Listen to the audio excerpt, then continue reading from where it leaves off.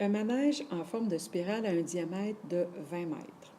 Le train a une masse de 1200 kg et amorce sa descente à partir d'une hauteur de 30 mètres, au point A. Négligez les frottements. Quelle est l'énergie totale du train au sommet de la boucle au point B? Alors, comme on considère que le frottement est négligeable, l'énergie mécanique est conservée, donc l'énergie totale au sommet de B, c'est la même chose que l'énergie qu'il y a en A ou qu'il y a n'importe où, à n'importe quel endroit lors de la descente. Donc, pour trouver l'énergie totale, donc l'énergie mécanique au point B, on va trouver l'énergie mécanique au point A, étant donné qu'à ce moment-là, lorsqu'on est au point de départ, lorsqu'il amorce sa descente, la vitesse est égale à 0 et on a une hauteur connue de 30 mètres. Donc, on n'a que de l'énergie potentielle. Ça va donc être égal à mgha. Ça va être facile à calculer.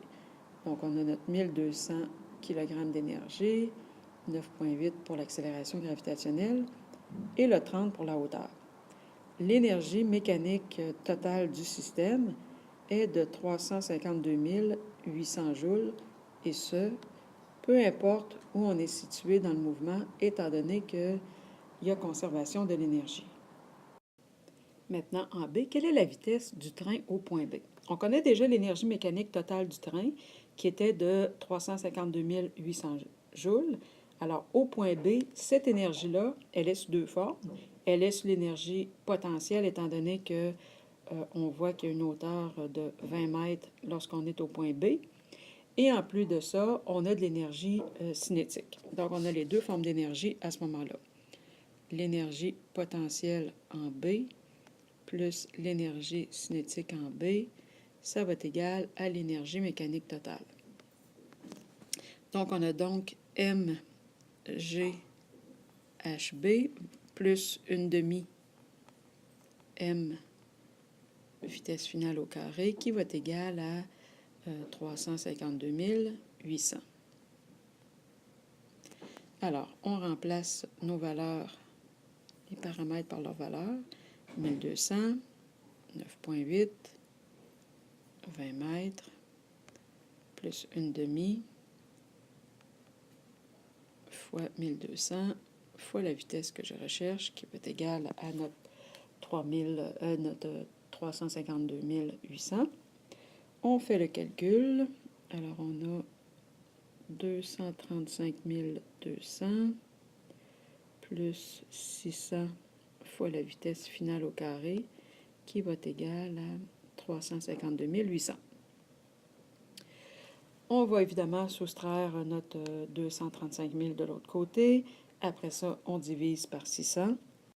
Après avoir fait toutes nos opérations, on se ramasse que la vitesse finale va être égale à 14 mètres par seconde. Et il nous reste le point C, c'est-à-dire quelle est la vitesse maximale du train. Évidemment, on se souvient que l'énergie mécanique totale est conservée et on cherche l'énergie mécanique, l'énergie au point C.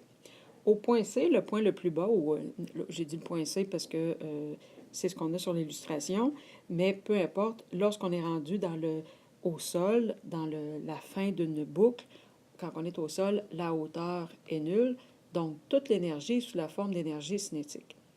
Donc, ça va être égal à une demi fois la masse fois la vitesse au carré. Donc, on a toujours notre énergie totale, notre 352 800, qui est égale à une demi fois la masse de 1200 kg fois la vitesse finale au carré.